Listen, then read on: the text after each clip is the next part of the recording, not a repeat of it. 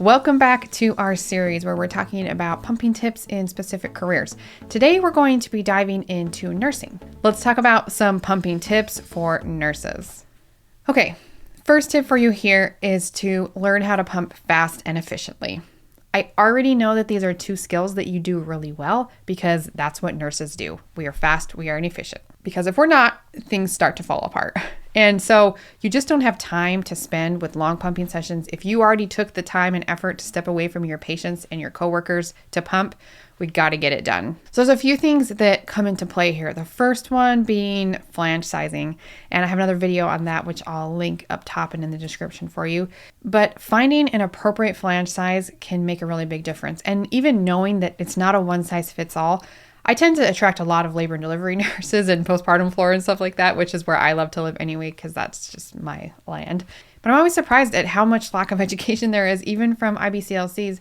I mean, really simply because they don't know, but just because you have a Medela Symphony, like this one over here, at your hospital that came with size 24 flanges, that's not going to fit everyone or even most people. And so finding that for yourself not only can benefit you and your milk supply and help you pump faster and more efficiently, but can also benefit your patients. And I love it when we get to educate and help anyone who also helps moms, because then it just trickles down and we get just more good things in the world all over. But flange sizing is complex and often misunderstood, but this can make a really big difference in especially the speed at which you can get letdowns and get milk out quickly. The pump settings is also an important thing to understand, and my favorite time to experiment with these is while you're on maternity leave.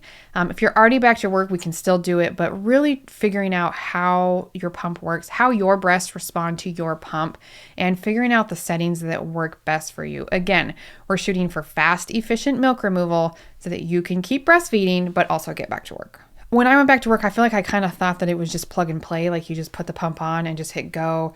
You did your 15, 20, 30 minutes, whatever, took it off and you're done. But it's a lot more involved than that. And it's even more than just switching back and forth between, stimulation mode, expression mode kind of thing. We really can find the settings that are best for you. And that's something that I love helping moms do too. On that same note, there's a lot of techniques that we can explore to help it be faster and efficient as well. There's a lot of pumping techniques and exploring how these work for you, really trying to juggle the science and the practical. How can we do some of these things in the workplace, especially when we're talking about getting good letdowns? I know that that's always kind of a tricky thing, especially if you're working in a high-paced environment as a nurse, and it is difficult to step away, I know. But if you're still stressed, you're still thinking, or maybe you're charting while you're pumping, that's really, really common that nurses and healthcare providers are multitasking, and which can be fine, but it can also cause problems. And so we have to really understand what's happening, how to pump correctly, and what signs to watch for so that we know when things are not working and we have to adjust. I know some of the techniques like hands-on pumping and using like warm stuff while you're get tricky when you're, at work, especially when you're working with other patients and things like that, like nurses do. And so there are some cool products on the market where you can kind of get some of the same benefits, but in a little bit less obvious way, a little bit more discreet. Some of my favorites are these lactation massagers like this one. Got another cool one over here from Mom Cozy, but these warm up also, which if you're like me, I feel like we always have cold hands. We're always running around the hospital that's cold. And some warmth and a little bit of massage vibration can really help, for one, kind of trigger you to go into that right place to pump and provide some warmth, which can make a difference and also give you the experience that you're looking for to get the most milk out in the shortest amount of time. Okay. Tip number 2 is to understand your rights. Know what your employer is required to do to support you in pumping. And I know this, you probably heard this before, but especially nurses, you guys are afforded a lot of protection and rights and time and place to pump. And I know it can be tricky in a hospital, especially I've had several members inside my program where they're like, well, we have a lactation room at our hospital, but it's in the next campus or something like that. Like, that's not going to work. You can't hike 15 minutes to the pumping room, pump, and then hike back and expected to do that in half an hour and get back to your patients. That's just not realistic. So knowing what your rights are, what you can ask for, finding ways to get creative, places that you're pumping that are not a bathroom, that are sterile and not contaminated by the things that are in your work life can be tricky, but knowing what you have and having someone to help you advocate for what you need can be really helpful. This also plays really well into getting your coworkers on board with you. If you are trying to do this all by yourself, if you are just sneaking away to pump, or you're staying with your patients, you're not asking for help, you're skipping pumping sessions because you're too afraid to ask someone to cover you. Like, I get it. I've been there. I know you can't just leave a patient and walk away, that you have to have someone covering you. And I know it's really difficult to do that, but enlisting the help of your colleagues, of your providers, of your manager, don't be afraid to let them know that this is important to you. And you don't have to do it in a way that's like, hey, do this or I'm going to file a workplace report with, the dudes that get you in trouble. But even just say like, hey, I need a pumping break at these times and I need you to help me get that. Who do you want me to ask to cover my spot when I need to step away and pump? Really just being confident and saying, this is what I need. How can I help you help me get this? And that's one of my favorite tactics for talking with employers, is really you're helping them, but really you're asking for what you need and being very clear that these are the boundaries that I have set. Like, look, I can stay 5 to 10 minutes past my pumping time to help if there's a crisis, if things are just crazy, but I can't stay longer than that. I need to step away and do this because it's important to me. And this is how I'm feeding my baby. Not only that, but you legally have to. So don't be afraid to get people on your side to help you out. You really can't do this alone. I can guarantee it. As a nurse, you need support.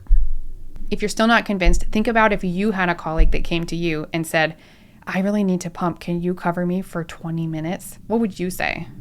If you would say no, you probably need to reevaluate some things in your life. But most of you would say, yeah, totally. I get that.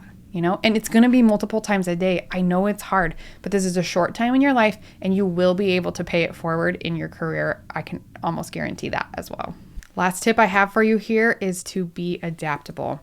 And this is where fully understanding pumping and the aspects that come with pumping can really be to your advantage, because as a nurse, your schedule will likely be unpredictable. Every day may be a little bit different. So that's why we've developed the Pumping for Working Moms program, and the whole curriculum is designed to help you understand all of the aspects of pumping, milk supply, and doing it at work, from the basics to the more advanced techniques that we're talking about. And when you fully understand what you're doing, you can more easily adapt. Our goal is not that you have to rely on us experts, which are in there every day to support you if you need it. But I don't want you to have to rely on us for every question and troubleshoot that you need. Our goal is to teach you how to do this. And if you want to be adaptable, if you want to understand it, come and work with us. There's a link down below where you can schedule a call. Nurses are some of my favorite people to work with, I think, because I can relate really well to you. And I was a nurse when I went back to work, and it did not go well. I'll put that story up top if you're interested in hearing about my experience and really what led me to start this business and give you the program and the information and the support that I wish I had that would have helped me be more successful. I did make it to my year goal, but I really crawled across that finish line, and it was really hard, way harder than it should have been. And so I really want to give you a better chance at making this easier. You don't have time to be stressing. You don't have time to be watching videos and blogs. And I know you're here, so thanks for being here, and subscribe if you want. But let's get it done.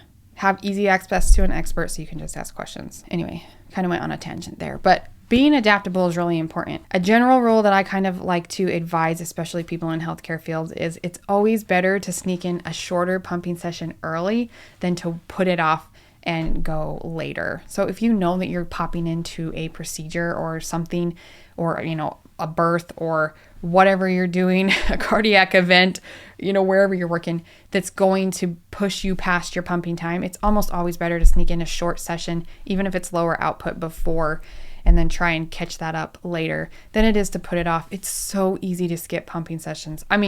This is like the number one problem with nurses who are struggling with milk supply. My first question I'm going to ask you is, what's your pumping schedule? And I don't want a printout from Pinterest that says, oh, here's my pumping schedule. I want to know what you're actually doing, because I know how easy it is to forget to pump or to think about pumping. Your alarm goes off, tells you to pump, and then you get suddenly distracted with a code blue or something. You go do that, and then your next pumping alarm goes off 2 hours later, and you're like, did I pump last time?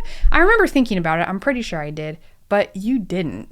And you have busy jobs, busy shifts, and a lot of patients. And patient care is important to you. I know it is. It's important to me. And to have to sacrifice time with patients and care, you're putting burdens on your coworkers to step away and pump, can be really, really challenging. I find with nurses, once we get the basics down, things tend to go pretty well. So much of the pumping struggles there then becomes a mental challenge, a logistical challenge. And this is my favorite thing to tackle, is really balancing the science and the practical. We can teach you the science. That's easy. I mean, we do this all day, every day. That's why we made a standalone curriculum, because we were saying the same things all the time in our one-on-one consults. And I realized as I'm helping people pump at work, particularly nurses who we're talking to in this video, is so much of the pumping is mental. And I know that sounds silly, and it's not all about like meditating and finding your zone for pumping. Like, I'm talking about the challenges that come with stepping away and pumping, the selfish feelings that you feel when you are putting your patients second sometimes. And those are hard things to deal with. And my heart goes out to you. I've been there. I know it's hard. And if you want some help working through that, if you want easy access to experts like me and my team, please schedule a call with us and let's talk through it. I don't want you to struggle like I did as a nurse in the workplace who could not figure out why I couldn't keep my milk supply up, even though I was pumping on a very consistent schedule. It was extremely frustrating, and I don't want that to be you. So come and chat if you want some help. I'll put another video here for you to watch next, which I think that you'll enjoy. We have a whole series about this, so you might enjoy watching some of those other videos as well. But I hope to talk to you soon, and good luck at work. I know how hard this is, but I also know that you can do it. Happy pumping.